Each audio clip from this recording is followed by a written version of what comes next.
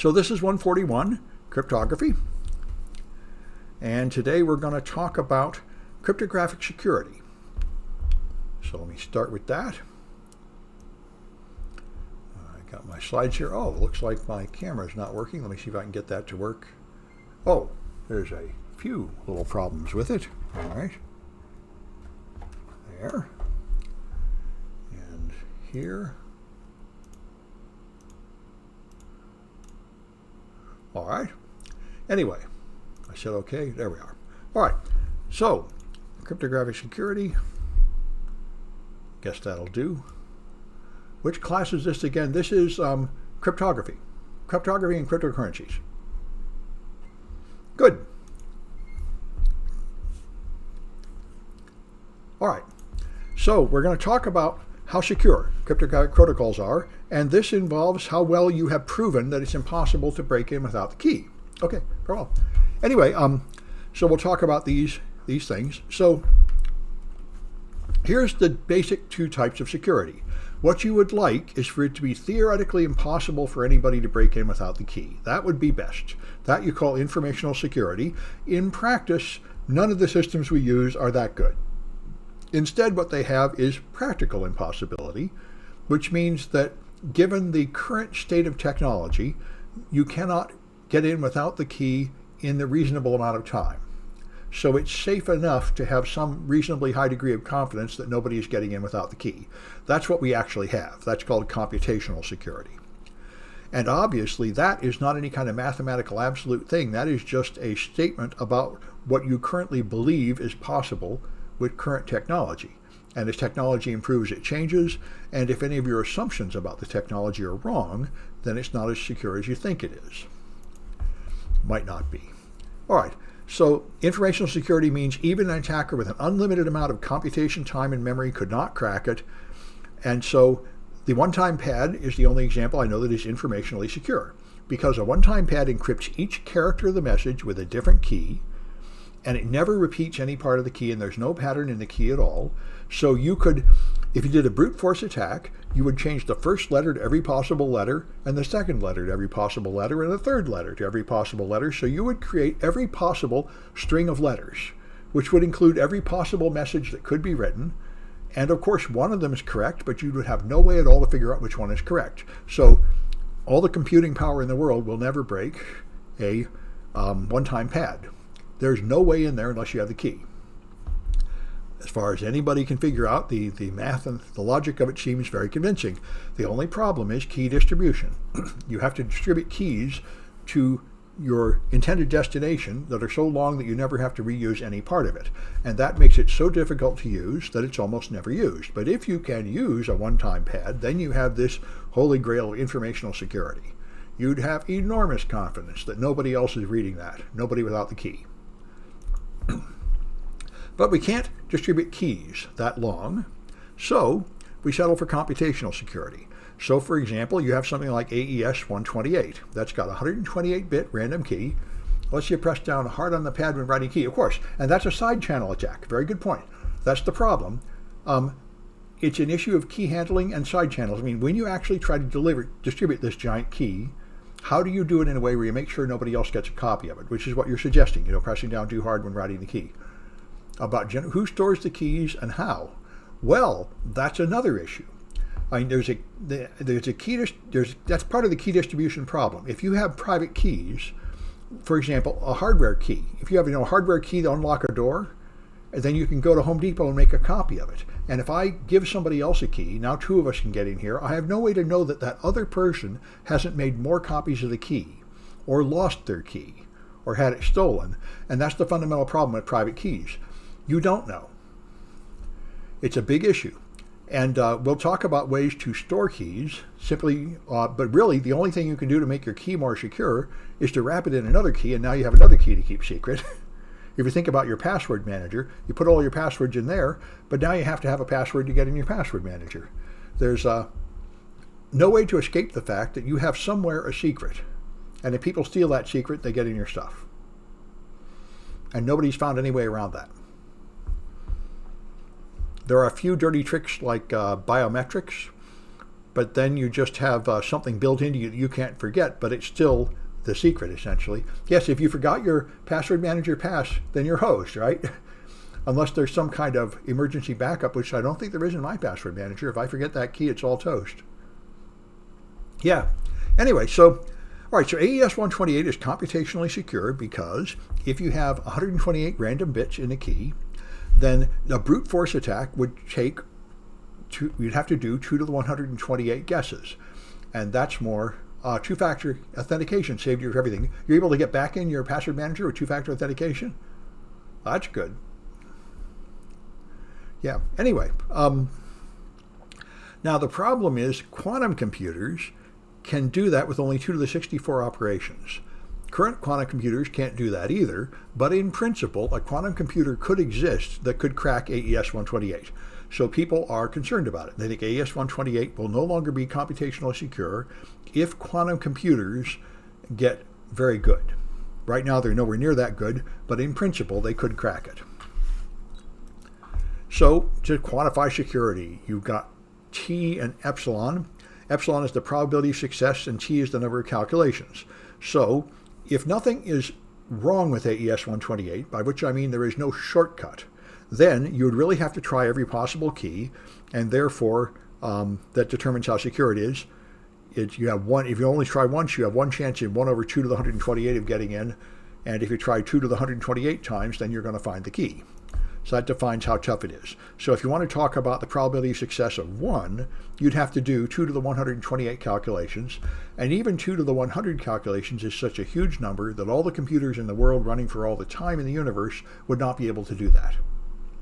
So that's why 100 bits of security or 120 bits of security is considered enough to make something perfectly secure forever. If nobody finds some kind of shortcut, if they really have to do that many calculations, then as far as we know, nobody will ever be able to do that many calculations. All right. So you measure it in bits. If you want a success probability of 1, an attack requires T operations there. So if you have n bits of security, that means it'll take 2 to the n operations to crack. So a 128-bit key would give you 128 bits of security, meaning it takes 2 to the 128. Now you notice we don't worry about the details. Like we haven't even figured out how many clock cycles it takes to do one encryption or anything. We're just counting the total number of mathematical operations without worrying about how long one takes, because it's just it's a rough measure. All right, so WEP, for example, wired equivalent privacy, the original encryption for 802.11b wireless networks, which were all the rage around the turn of the millennium. There were 2 versions, one with the 64-bit key and one with the 128-bit key, but part of the key was not really a key, so the longer one really only had 104 bits of key. But if you really had a 104-bit key and nothing was wrong with the algorithm, that would really be very secure. But it wasn't. Let's see, 10 to the 9 humans, 10 to the 9 flops per second. Yeah, all that jazz. Yeah, that's right. Somebody's doing the calculation. Yeah, I've done that in other classes. Yeah. You take the number of computers that could exist, you take all the years that could exist, the number of flops per second, you add it all up, and you're not going to get anywhere near 2 to the 100. Yeah. Anyway, so if this was really 104 random bits and you really had to try them all, that would have been secure, but it turned out that there were mathematical flaws in the system, so you could find the right key without really testing every possible key. So in 2001, they were able to get it down to 1.5 million operations, which is only 2 to the 20. And in 2007, there was a faster attack that was only 2 to the 15, which is a really far cry from 2 to the 104. And that's why WEP is considered terrible. You can crack WEP with just a single, ordinary, cheap computer in just a few minutes, because you don't even have to do more than maybe 1 million guesses or tens of thousands of guesses to get in, because there are mathematical flaws that create a shortcut. And that's what I was saying, by the way, about AES-128. AES-128 is perfectly secure if you really have to do 2 to the 128 calculations. But sometimes mathematicians find flaws in the algorithm, and they find a way to do a shortcut where you don't really have to try all the keys. And that's what happened here. Yeah. And someone posted PK mid, but I don't know what that is. Anyway, and so I mentioned last time, but here's a little bit more about it, the substitution cipher. If you take the 26 letters of the alphabet and replace each letter with another letter of the alphabet. Then you can put A, you can replace with any 26 choices, and B you can replace with any 25 choices of whatever's left, and C with 24 choices of whatever's left. So the total key space is actually 2 to the 88, which is a really big number. So substitution ciphers, you might think, would be extremely secure to where nobody can really ever get in. But as we know, children can do them in cartoon strips on Sunday with no computer at all, because it has a flaw. English has a flaw. English has short words and it has double letters. So all you have to do is read a sentence and pick a couple of short letters, short words, and you can guess what they are. And then you can guess which letters they go to. And you can do a probability attack. The most common letter is E. So it turns out that there is a faster way to get the answer than to just try every possible combination. This is the brute force attack, but there is another algorithm that more efficiently narrows it down, and that's essentially what happened with web. You can filter out the PKMID and crack WPA similar to cracking web. Oh, well, perhaps you're talking about the key exchange with the first 4 bits, right? With the first 4 exchanges. Yeah, if you find a link about that, let me see it, because as far as I know, the crack from WPA is much less efficient than web. Enough that WPA is in fact secure in practice.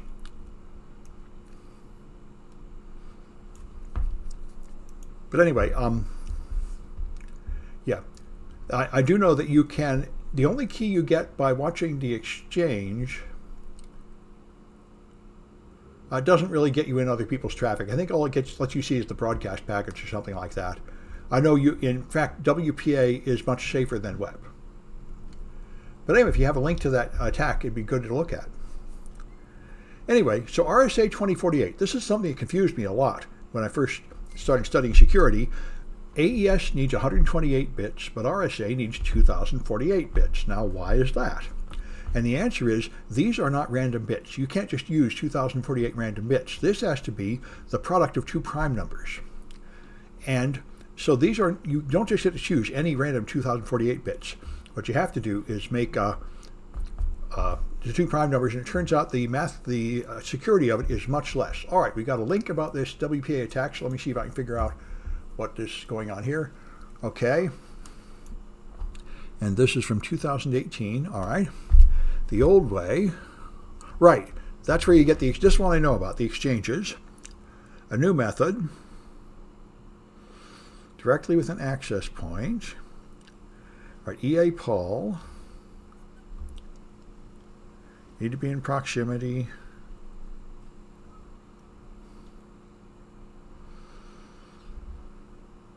An optional field added by some manufacturers. Oh, this is something called a PK-MID.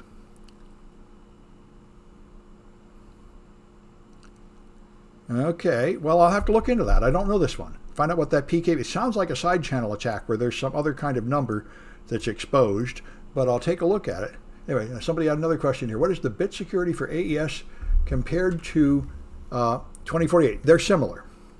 That's the point. This one here, this is what's recommended for normal use for RSA now, and this gives you about 112 bits of security, which is that's what's, and it's an approximate number. So RSA 2048 is considered to be about as secure as AES 128.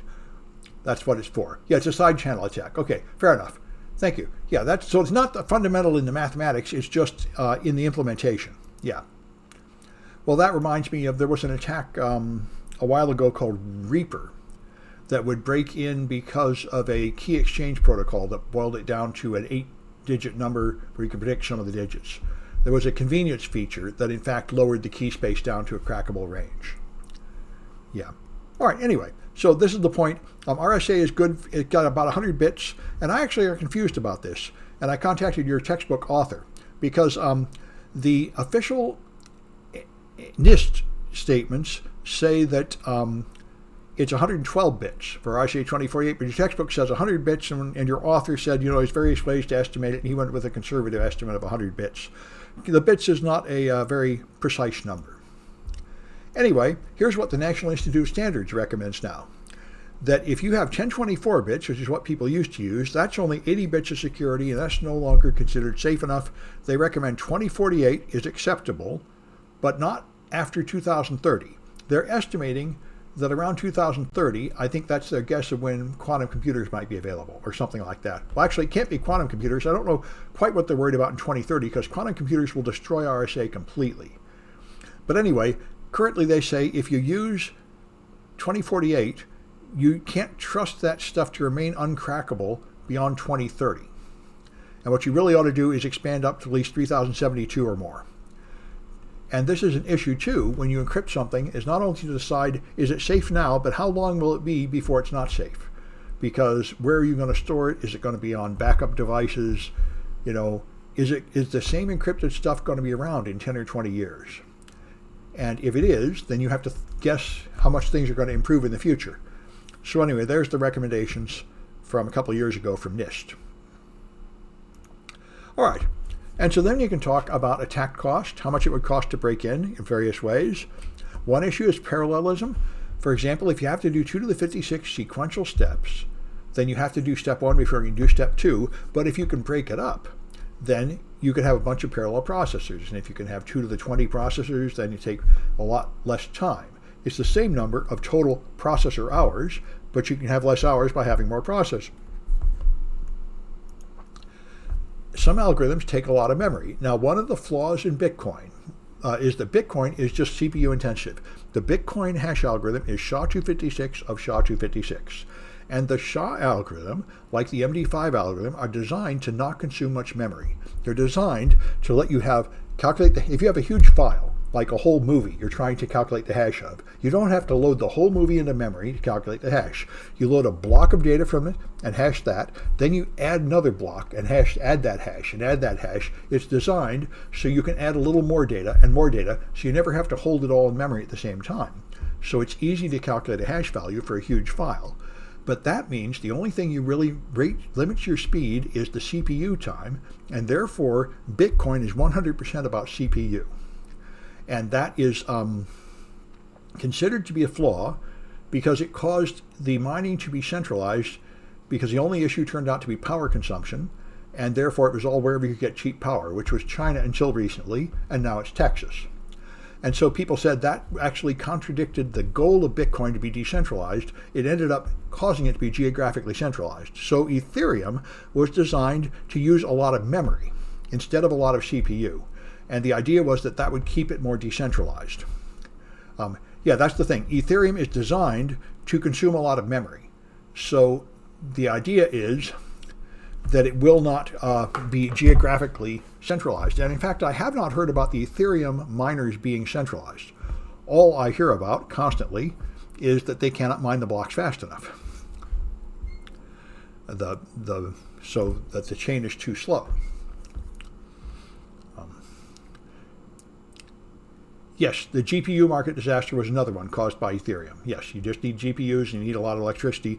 Ethereum was designed not to create that problem by instead using memory hard calculations that have a lot of memory instead of requiring the fastest CPU. Then there is time memory trade-off. This is what cracked Microsoft password hashes, especially the early version used in Windows XP and earlier. Might have been Windows 2000 and earlier. Anyway, so if you can pre-calculate a table of hash values once and save it, then you can do future cracks really fast because you just look up the calculation instead of doing the calculation.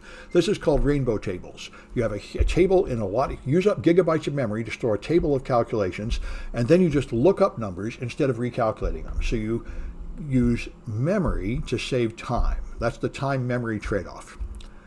And this was very effective against Microsoft password hashes. You can dump Microsoft password hashes with a hacking tool called Kane or many others. And the older hashes, LM hashes, were particularly vulnerable to these rainbow tables.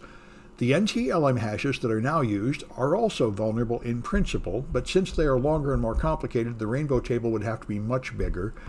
And the rainbow table attacks against NT-LM are not very practical. But they're all vulnerable to that because they don't use assaults. Now, Strong password hashing algorithms, like used in Linux and the Mac, add a random salt to the password before hashing it.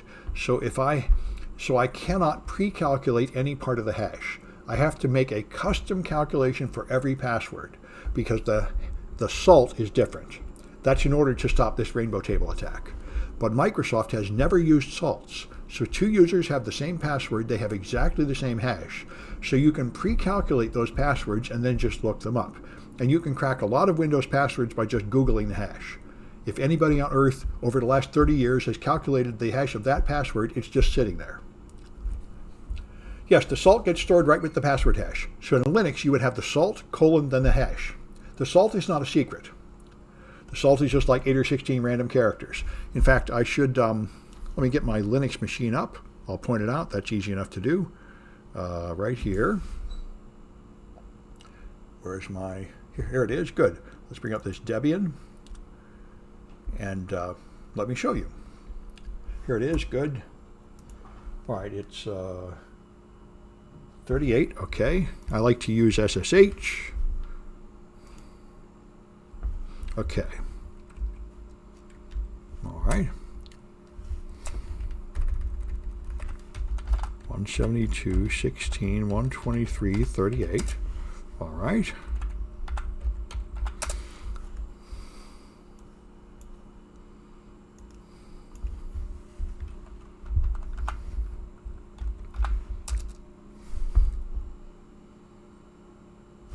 Guess I can't see what I'm doing. It's getting dark.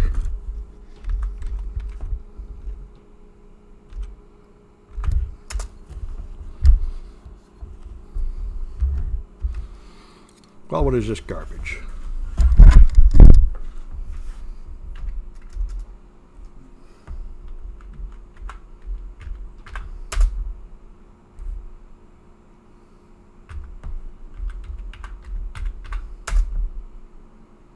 Oh, I think I changed it on this machine.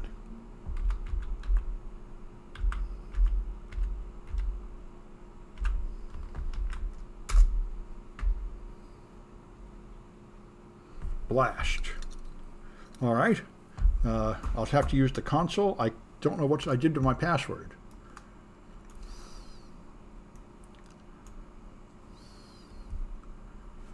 Somehow I've locked myself out of my own machine here. But this will do for a demo. I don't have time to figure out what the problem is with that nonsense. All right. So all I want to do is cat password. There. And now, it's shadow, pardon me. Oh, come on. Sudo. There we are. So here's the password, for example, the one I'm getting wrong right now. This is what a proper password hash looks like. This is type 6 hashes, which is, I think, SHA-256. And here is the salt. There's the dollars, and all that junk is the salt. All the stuff between those dollar signs. So it's these 16 random letters. So it took my password, it added those 16 random letters, and then ran it through SHA-512 2,000 times or 5,000 times or something like that. And that's what all this garbage here is the hashed result of that. And if another user had a password, it'd be there. So anyway, that's the secure way to store passwords, and that's used by Macs and Linux, but not Windows. Windows uses a much less secure routine, literally 1 million times weaker. All right, I don't know what's happened to my password, but anyway. All right. So, all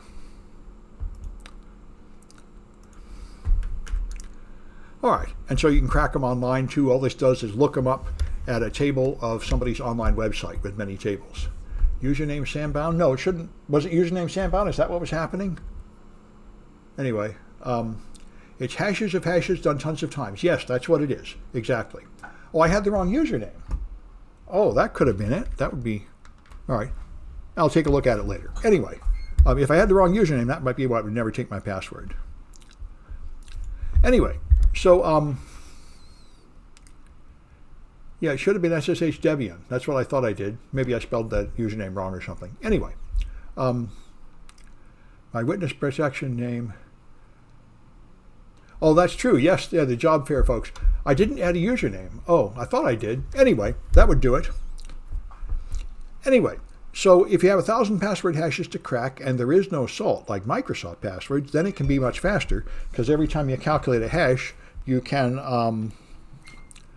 try to see if it matches any of the thousands. Anyway, so that's another issue, and this is a thing that happens at companies.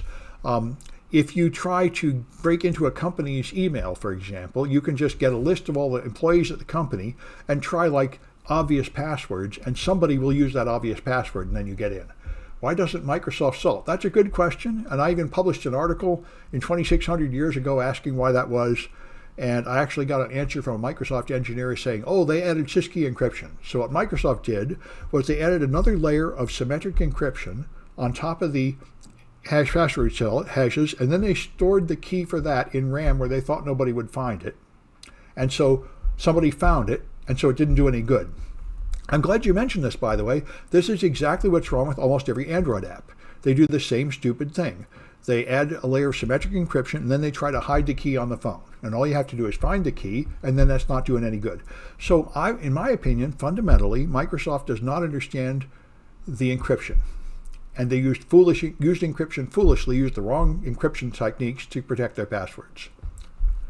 Only needs to add a username if it's different than what he's currently logged in as.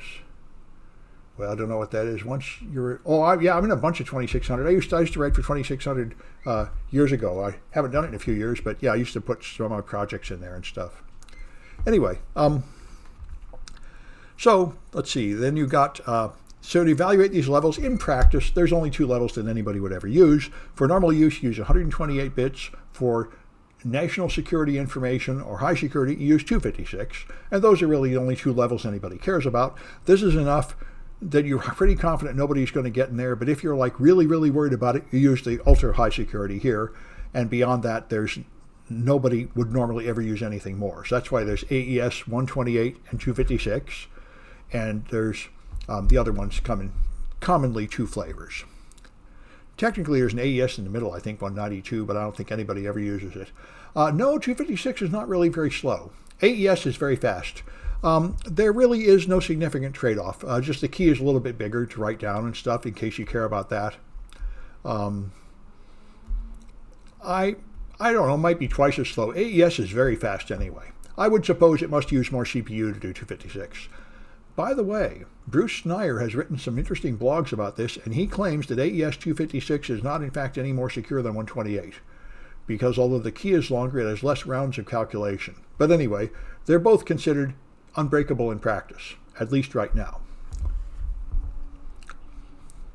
Anyway, let's try some Cahoots. A lot of good questions today. And he was on current terminal and shadow file, pointed out the password was for use. Yeah, that must be what I was. I had the wrong username. Good, okay. Good, that just makes me feel better because I thought I knew the password for that machine and I'm irritated that I couldn't get in. Anyway, 3A, play.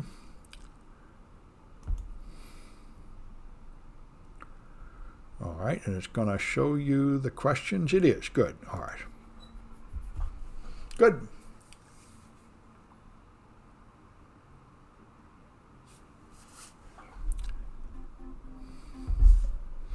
Well, you're getting in. I'm going to try to log it into that machine again. If that's the problem, I'll feel better.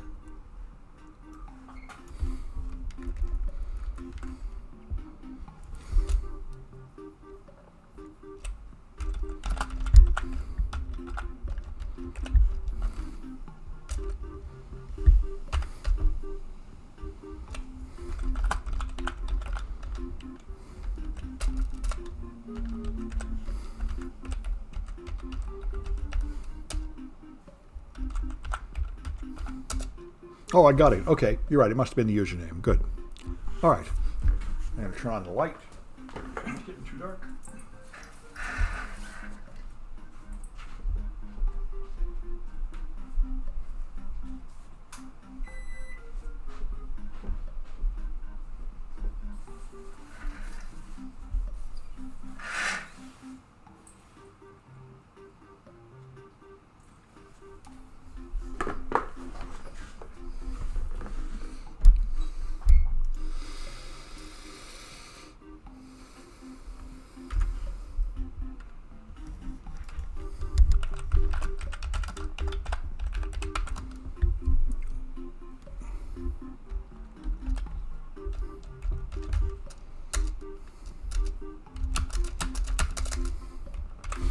All right, I guess that's it.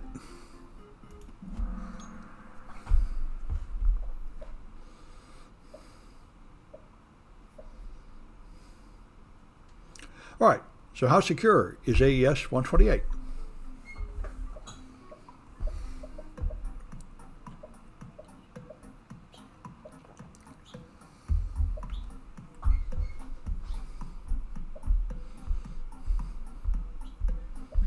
Okay, that's right, it's computationally secure.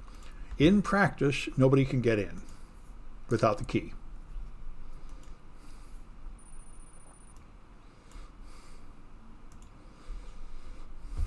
All right, what kind of security does not depend on your level of technology?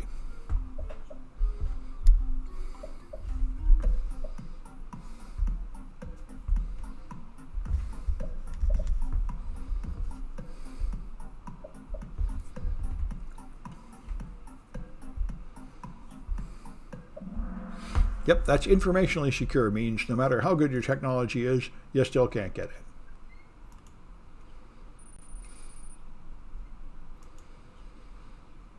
All right, how many bits of security does, that should say AES 128, by the way, that's not RSA, it should be AES, not RSA.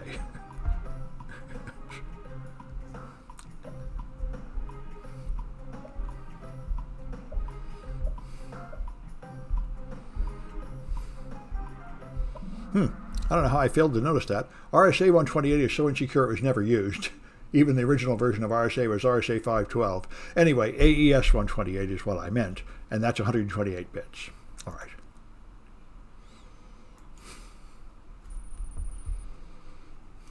All right. So how long should an RSA key be for normal use?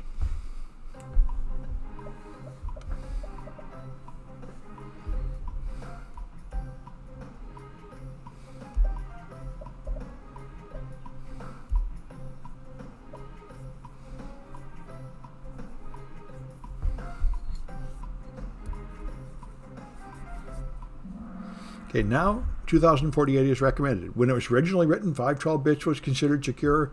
Then they upped it to 1024. Now they've upped it to 2048. And in 10 years, it's going to go up to 3,000 something. So currently, 2048 is considered secure enough.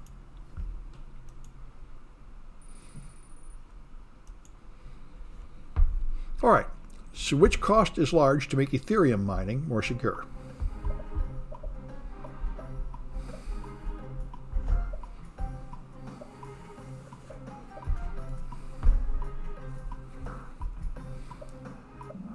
Yep, Ethereum is memory hard.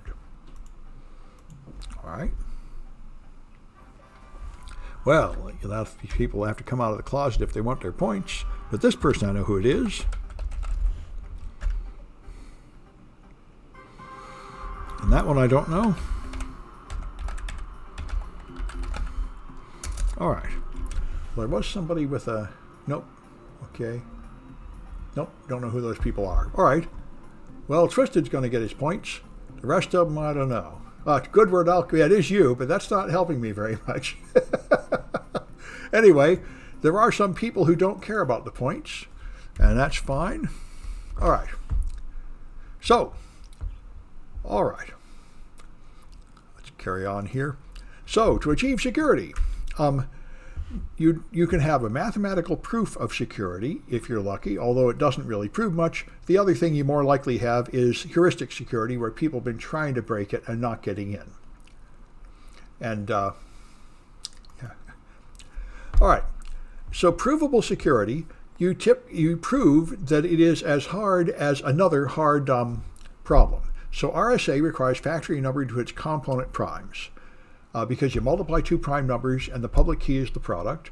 So it takes you back to an ancient problem, all the way back to Pythagoras, is factoring the product of two primes. And that has been considered hard for thousands of years. But there is no proof that it really is hard. It's possible that there is some brilliant way to do it fast. And nobody has figured it out yet. But all the mathematicians in the world for thousands of years have not found it. So that seems like you should have some confidence in that. But that's a far way from like a mathematical proof. So here's the RSA algorithm. Choose two random large prime numbers, P and Q, multiply them together, then choose an E that doesn't really matter. People in practice almost always use the same number, and then you publish N and E. That's the public key. And you keep P and Q secret. Those are the private keys. So to encrypt a message, you take your message to the E mod N, and that gives you a new number, that's Y. And to decrypt it, you take Y to the D mod N. E is the encryption key, and that's just always the same number, 65537. And the decryption key, you have to calculate from P and Q, and nobody can find it because all they know is N. And you can't get the decryption key without finding P or Q from N. And we'll do this in a lot of detail in a later chapter in projects, but this is the point. Anybody can encrypt messages, but nobody can decrypt them without knowledge of the secret key. And that's the game. But if somebody could factor N into P and Q, then they could find the private key from the public key. How you protect P and Q, it's the same thing, and you'll see it. You have to hide them somewhere, and so typically you wrap them in a password. And then every time you open the file, it asks you for the password. That's why, the only way to protect a secret is to have another secret. So in a fundamental sense, you don't really get anywhere. But it is important. This is an issue that affects all these things. If somebody steals your P and Q, which will happen if they hack into your server and steal the private key, then this whole system is shot. And that happened in 2014 because of the SSH vulnerability. SSH bleed or something, heartbleed, meant you could leak memory from HTTPS servers. And Cloudflare set up a server, and my students and everybody tried to get the key. And one of my students found the key pretty early and got a job from it. It turned out you could send a particular kind of packet to a server and get random pieces of memory. And if you do it enough times, you'll get the private key out of memory. So you could get the private key from servers, and then you can break into encryption. So that's exactly the same problem. If somebody can find the P or the Q on your system somewhere, then of course they get in. All right. So, by the way, that takes me to something. I was just listening to Steve Gibson's podcast today, which is wonderful. That's why your computer has a trusted platform module. It is there to hide these secrets. You put them in there, and no software can get them. They live in the module. The module does calculations, and it's not anywhere in the address space. That's why you have a trusted platform module in modern computers, and you have a secure element in your iPhone. The real secrets, like your credit card number, are in that chip, and that chip is not connected to the memory space of anywhere in the processor's memory space. So no malware or app running on the processor can steal that key. That's the issue. It's basically air-gapped away. Anyway, so the other thing you do is compare one crypto scheme to another. You can show that they're mathematically similar, so that means you can only break the new one if you can break the old one. So you can at least prove that one crypto system is as good as another. And that's often all you can prove. All right. So the problem is the underlying system might be broken. If you prove that something is as good as AES, that's fine. But if somebody breaks AES, then that doesn't prove much. And the other problem is, as someone was pointing out with that WPA attack, in real-world implementations, other attacks become possible, like side channel attacks, that are not there in the mathematics ideal situation, but they're there in the real world. And you might have mathematical errors in your proof. So RSA is easy to crack if P and Q aren't sufficiently random. And this happened. We mentioned it last time, I think. In practice, the process of generating random numbers turned out to be a lot harder than people thought it would be, and a large number of publicly used RSA keys turned out to share one or both of these prime factors. So there was another algorithm called knapsack, which was broken by lattice reduction, and there's a bunch of side channel attacks, like looking at the power consumed by the computer, the time it takes to do the encryption, the radio waves emitted by the computing. All those can leak out information about the key and make it insecure. Even if your beautiful math is perfect, the real world implementation can have defects that leak out the secrets. And of course, just like I'm saying Microsoft did, in the same sense many other people did. I tested hundreds of Android apps, and many of them use encryption improperly. and all these ones stored passwords with symmetric encryption and then tried to hide the private key on the phone, but I can read your source code. You can't hide the key from me. And so it was like really stupid. Yeah. Is that the same Merkle from Merkle Tree? Yeah, I think it is. Yeah.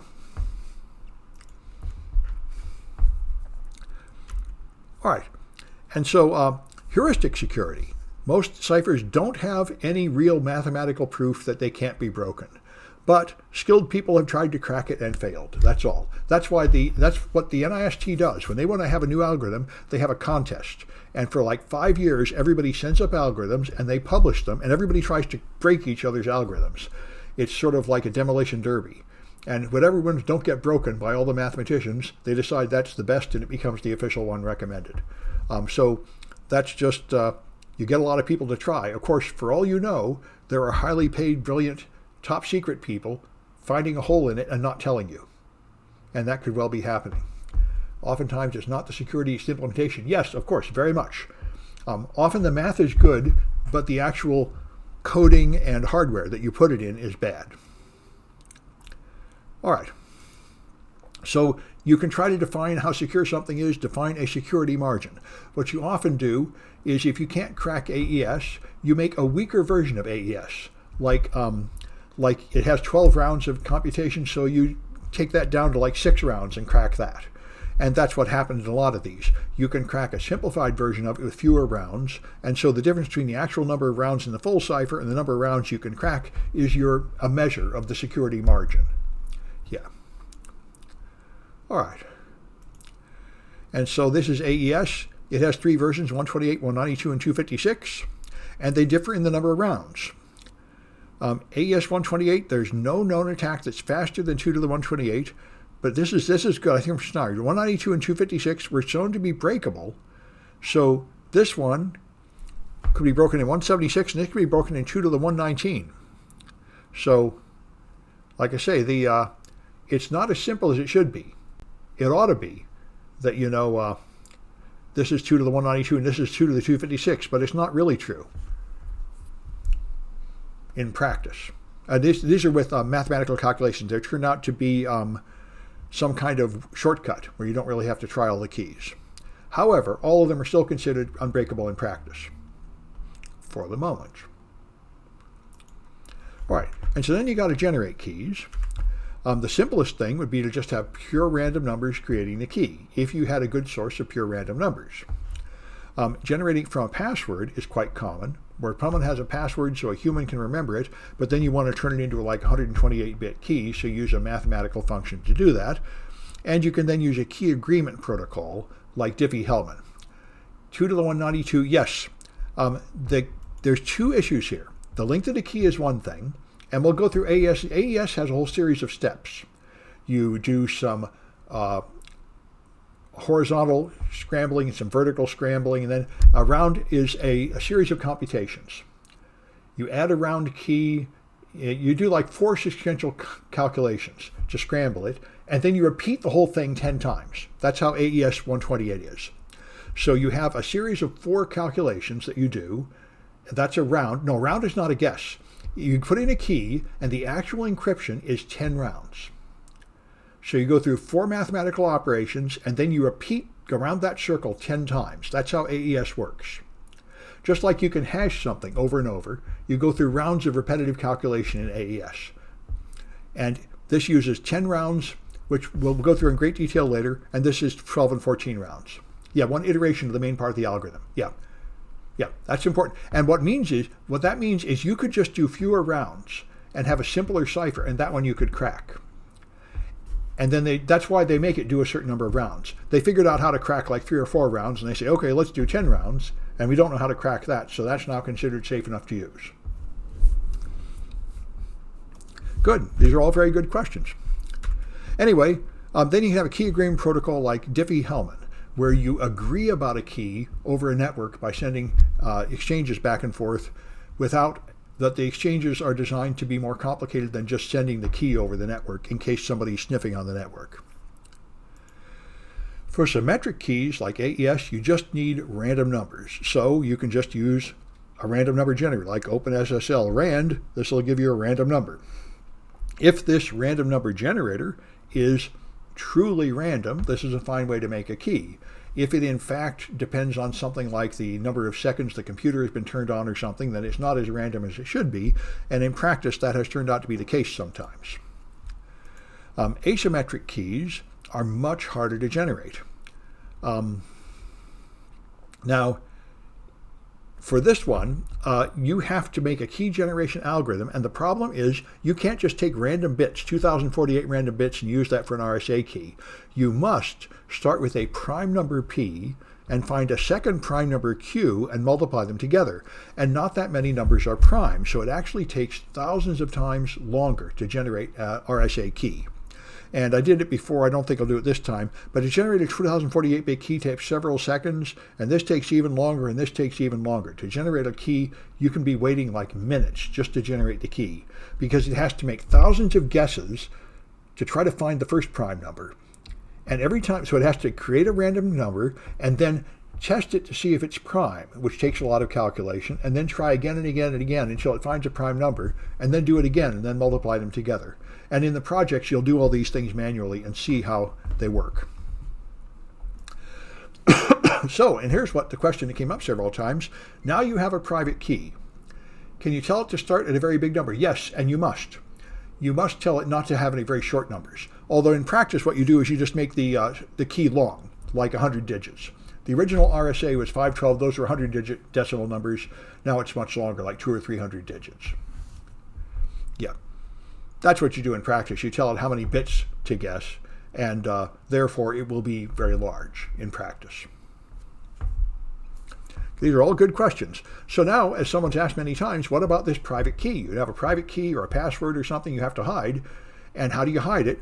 And so what you typically do, you save it in a file in your computer, and then you encrypt it with a second key, and therefore, every time you open it, you have to type in a password to open it, just like your password manager. It's the same idea. All right. Now, the other way is to just generate it from a password. This is how your iPhone works. You have this PIN you type in, and it generates a key from that. All right. You can also store it on some special hardware, like a smart card, a USB dongle, or like I was mentioning, the secure element in your phone, or the special chip on the motherboard of your computer, just for storing keys. The trusted platform module. These are other ways to do it, having a special hardware place to hide it. All right, so bad things that can happen. You can have an error in the mathematics. That would be annoying. These guys had something, a way of padding for RSA that was considered perfect, but it turned out to be incorrect and not as secure as they should have been, but then the actual implementation that people used undid that mistake and it turned out to be okay. This is fairly common, that there is some kind of in principle theoretical mathematical flaw, but in practice you can't exploit it. This is very common in the world of security. You do some test and it finds some flaw, but in practice there's no way to exploit that flaw to do anything bad. Yeah. All right. And then there's the thing that really makes cryptographers mad, which is when the government tries to classify encryption and keep it secret, which is, I say, this affected me. I wanted to teach a cryptography class in China, and I was warned that if I did that, I'd be in trouble when I came back home to America, because it's illegal to export cryptography to China. Even teaching stuff like what I'm teaching you right now, which is completely ordinary, AES kind of stuff. There's not like any of this is secret or classified, but because the NSA wanted to be able to read foreign people's communications, they did not want any strong cryptography being exported to them. So it was illegal to publish on the internet or otherwise export strong cryptography, and so there were special weak versions of cryptography that were used for export-grade operating systems and other products. And this poisoned the world with all these machines using weak, old, broken cryptography. And if you want to have a website that people can reach from those, you have to support old broken cryptography. So it's really poisoning the well. And that's the problem. Many servers continue to support these weak protocols. So This is the problem. I mean, if you really want to be secure, you have to switch up to secure protocols and you have to stop supporting the old insecure protocols. And so there's a huge problem between espionage and law enforcement and cryptographic strength.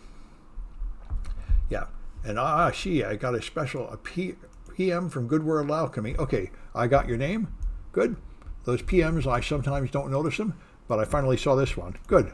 Oh, I see. Looks like I actually should have known that from before from some other class. But anyway, now I got it on this one. Good. All right. So I identified Good Word Alchemy. All right. All right. So let's try another Cahoot, which should be here. This is going to be 3B.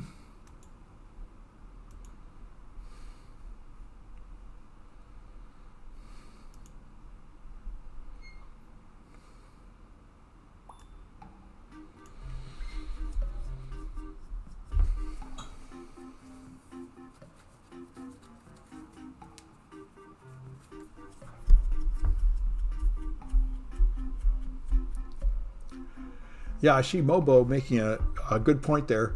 This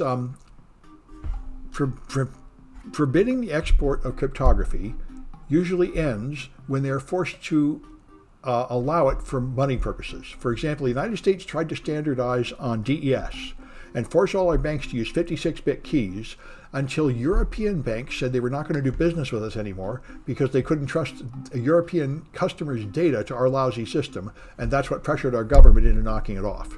So that's the kind of thing. International business pressure is one of the forces that can eventually limit this madness of weak cryptography.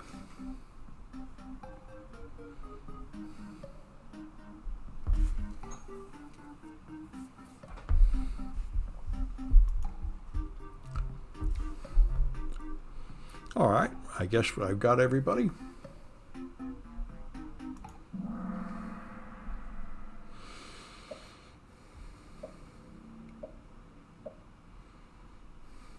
All right, so what property means experts can't crack it?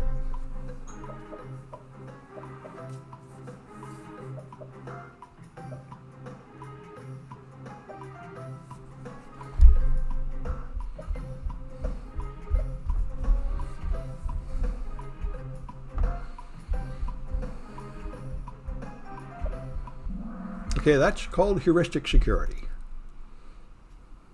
All right.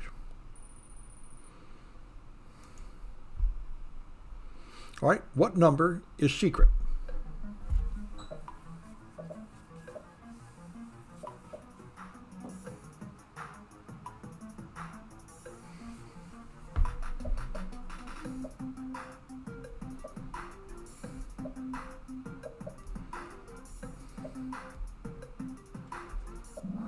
P, the prime number.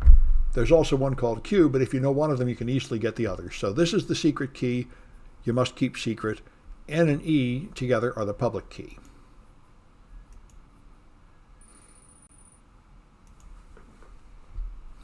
Okay, what operation turns a password into a key?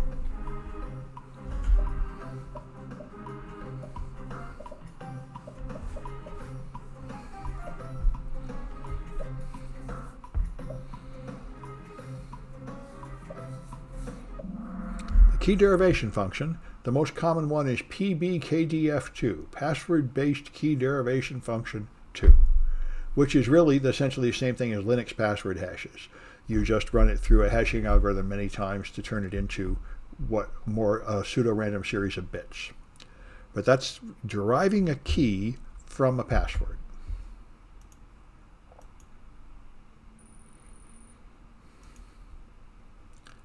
All right, what operation protects a key with a password?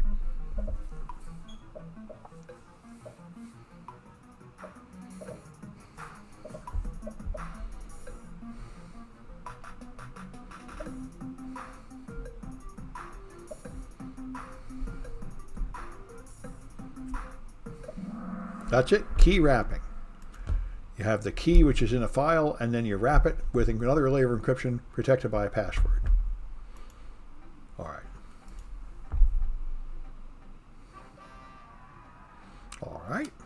I know who that is. I don't know who that is. I don't know who that is. All right.